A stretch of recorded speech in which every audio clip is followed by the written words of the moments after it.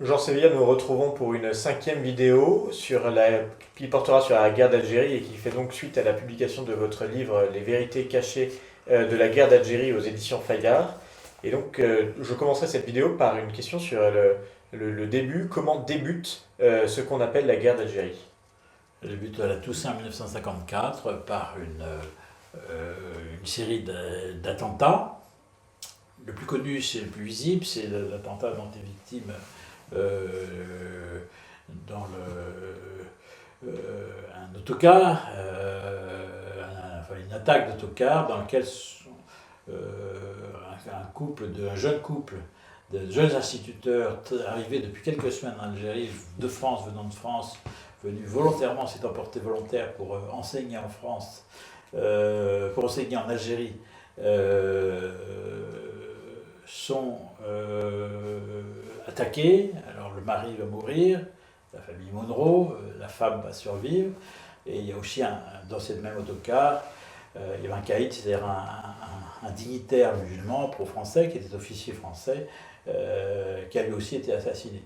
Il y a eu une cinquantaine d'attentats cette nuit-là, c'est 1254, 1er novembre, entre le 1er et le 31 octobre pour certains et le 1er novembre 1954, donc une cinquantaine d'attentats à travers le territoire algérien. 50 attentats simultanés, ça montre bien que c'est une offensive, c'est quelque chose d'organisé, de déclenché, et donc ça met tout de suite en alerte les autorités françaises qui comprennent que quelque chose vient de se passer, qui les emmène dans une logique dont ils ne savent pas encore quand et comment ils vont sortir.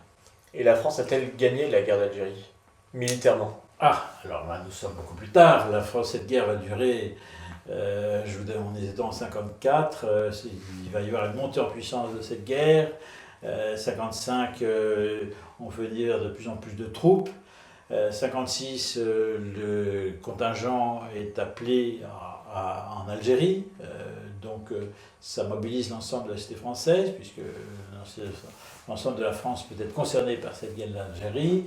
On a voté des pouvoirs spéciaux qui permettent à l'armée notamment d'avoir des pouvoirs de police, qui va être le cas pendant la bataille d'Alger, ce qui fait que pendant la bataille d'Alger, la 10e division parachutiste fait qu'un travail qui est un travail normalement, qui est un travail qui appartient aux policiers, pas aux militaires, interrogatoire pour démanteler des réseaux terroristes au sein de la ville d'Alger, d'où tout le débat autour de la torture, etc.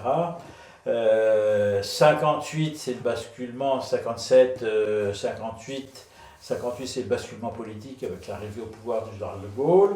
Le général de Gaulle, je pense, veut donner son avance à l'Algérie. Je pense qu'il est arrivé avec cette idée-là, mais en même temps, il ne veut pas donner l'Algérie dans mauvais état, ni à n'importe qui, et donc il a deux projets. Un projet économique, ce sera le plan de Constantine, qui fait que la France, qui a adopté en 1958, la France va énormément investir en Algérie dans les années 58, 59, 60 même, et en fonction du temps de Constantine. C'est un investissement en infrastructures, routes, hôpitaux, écoles, etc. Et puis le plan Chal qui est un plan militaire qui consiste à écraser les forces du FLN à l'intérieur du territoire algérien. Ce plan Chal va durer pratiquement une année et demie. L'armée française alors en Algérie représente 400 000 personnes, c'est tout à fait considérable. Et ce plan Chal était extrêmement efficace, puisque on peut dire schématiquement qu'à la fin de l'année 1960, c'est ce que vous disiez, eh bien le FLN est écrasé à l'intérieur. Pratiquement, l'armée française a gagné militairement la guerre en Algérie. Elle l'a gagné militairement, elle n'a pas gagné politiquement. D'une part parce que à l'extérieur de l'Algérie, un peu au Maroc, surtout en Tunisie, eh bien, le FLN, l'ALN, Armée de Libération Nationale, a constitué une force extérieure qui n'est pas sur le territoire algérien, mais qui est donc dans ces deux Algérie, Maroc et Tunisie, qui sont deux anciens protectorats français, mais qui ont accédé à l'indépendance en 1956. Et donc il y a des bases du FLN, de l'ALN qui sont à l'extérieur, et c'est une véritable armée qui va se constituer à l'extérieur, aux frontières de l'Algérie, à l'extérieur, mais qui continue à recevoir de l'armement des pays de l'Est, qui continue à recevoir de l'argent.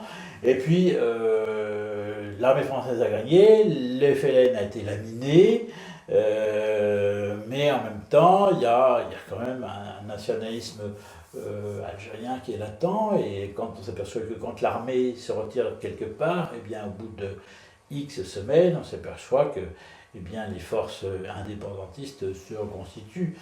Le problème de fond, c'est l'armée française a mené une guerre avec beaucoup de moyens, beaucoup de courage aussi, mais enfin, elle menait une guerre contre, je pense qu'on ne peut pas nier, en dépit de l'engagement extrêmement important de supplétifs aux côtés de l'armée française. Il y a à partir de 1960, en même temps que le LN est vaincu, on voit bien qu'il y a une volonté sous-jacente des Algériens d'accéder à l'indépendance, et l'armée française a colmaté une brèche. Ça n'est qu'une brèche, parce que si elle avait tourné le dos, eh bien, je pense que l'insurrection aurait pris aussitôt. Et ce qui est d'ailleurs ce qu'on observera, puisque à partir du processus d'autodétermination, eh bien, le FLN va relever la tête. Alors, on parlait tout à l'heure du général de Gaulle. Le général de Gaulle a-t-il joué un double jeu à partir de 1958 ? Oui, il a joué un double jeu. De Gaulle arrive au pouvoir en 1958, j'en suis absolument persuadé, puis on a à peu près toutes les pièces. Bien sûr, on n'a pas un texte prouvant qu'il y en a pas la preuve. Enfin, tous les éléments concordants sont là pour montrer que le général de Gaulle est convaincu qu'il ne croit pas à l'intégration. Il pense que la guerre d'Algérie est un boulet. Il faut savoir que l'Algérie absorbe. L'Algérie dépense civiles et dépenses militaires, absorbe 20% du budget français. 20% du budget français, un cinquième de la richesse de la France en 1960 passe dans l'Algérie. Objectivement, c'est une contribution tout à fait considérable.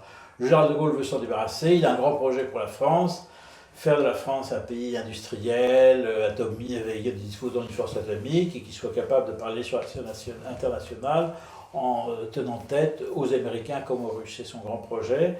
Et pour lui, l'Algérie, c'est un boulet. Sa sensibilité n'est pas méditerranéenne, c'est un homme de l'Est. Il a de mauvais souvenirs de l'accueil qu'il a reçu d'Alger en 1942 quand il est arrivé à Alger. L'Algérie était très pétainiste, de 40 à 42. Et donc, de Gaulle va vouloir se séparer de l'Algérie, et il veut se séparer, il n'y met aucun sentiment.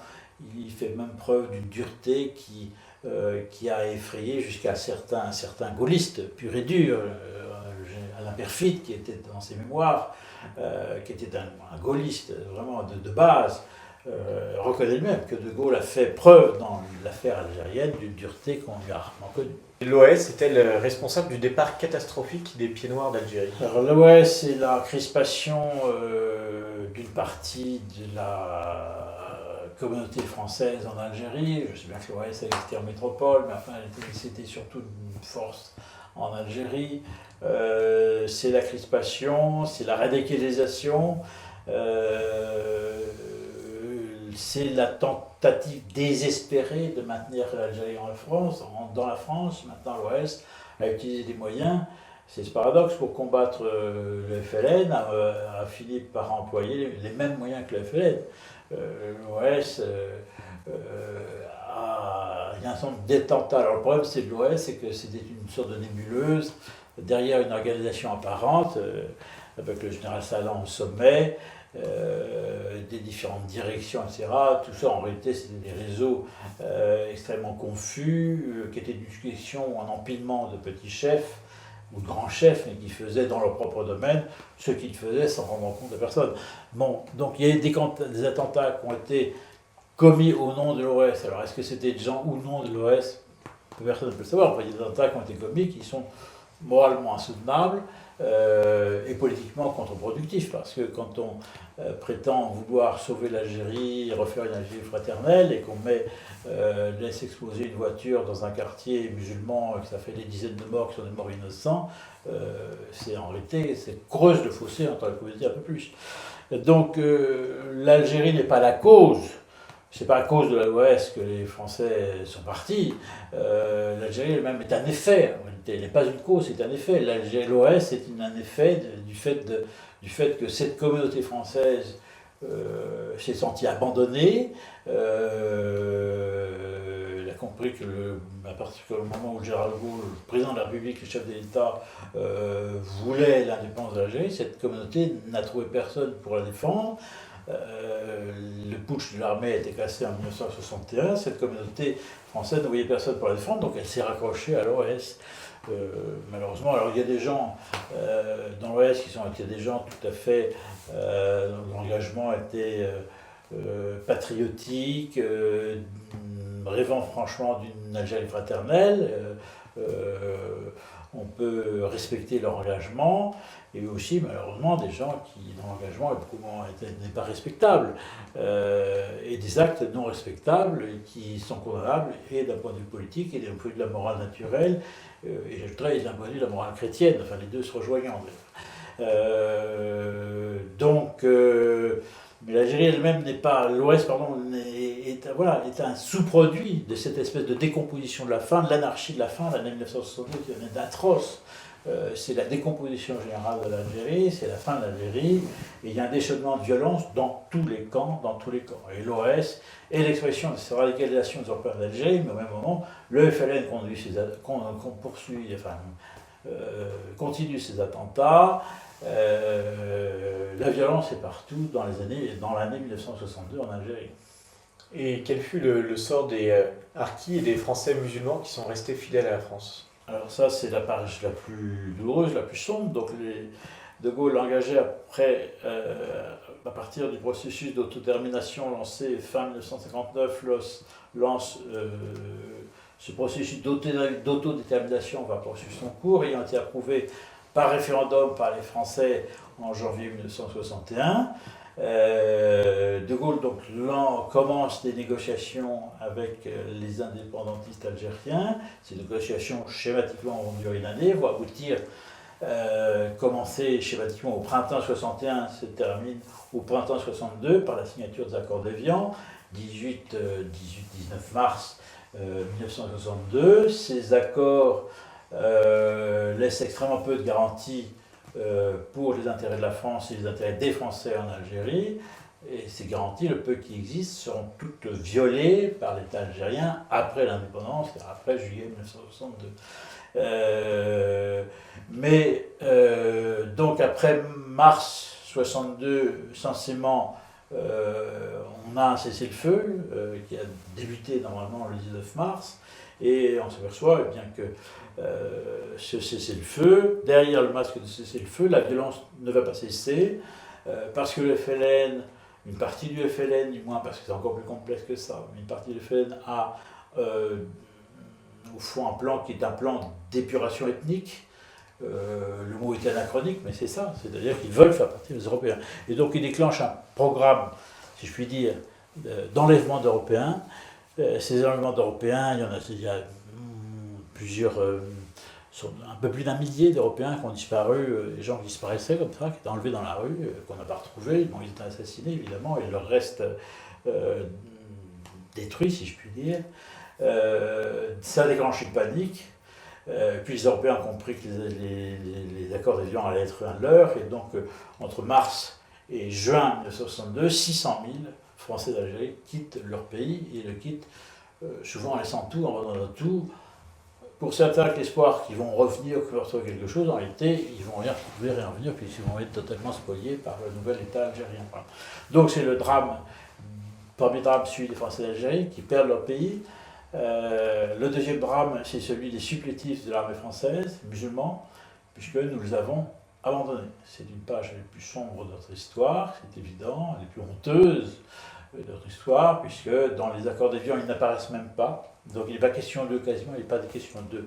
Mais les consignes données par le gouvernement de l'époque, il y a beaucoup d'officiers français qui avaient sur leurs ordres des supplétifs musulmans, des harkis, comme on dit, qui ont bien vu le danger qui allait les menacer, qui ont voulu les ramener en France. Le gouvernement s'est opposé au fait qu'on les ramène en France.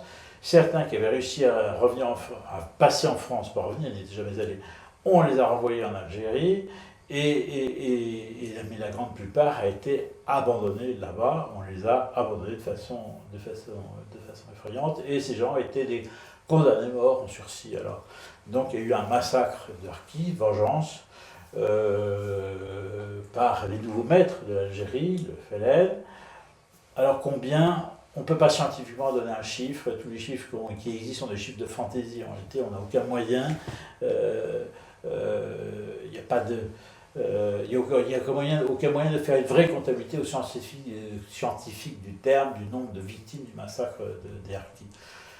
Est-ce que c'est 10 000, est-ce que c'est 20 000, est-ce que c'est 50 000? Je n'en sais rien, et moi, c'est pas moi, on n'en sait rien, personne ne peut le prouver. Voilà. C'est en tout cas, c'est avec certitude, on peut dire que c'est une tâche sur l'histoire récente de la France, et il y a là, malheureusement, moi je ne suis pas un anti-gaulliste de principe, hein, il y a beaucoup d'éléments dans le discours gaulliste en général qui je trouve séduisants, mais là, la politique algérienne du général de Gaulle me paraît indéfendable, la façon dont il a donné son importance à l'Algérie me paraît indéfendable, et dans le cas des Français algériens, et encore plus dans le cas des Harkis, je pense que le général de Gaulle porte une responsabilité personnelle dans une politique qui a fait beaucoup de victimes. Merci Jean Sévillas, c'est ainsi que se termine donc notre 5e vidéo sur l'Algérie et la guerre d'Algérie, avec ce thème très spécifique donc de la guerre d'Algérie. Nous aborderons dans une 6e et dernière vidéo la question de l'indépendance de l'Algérie.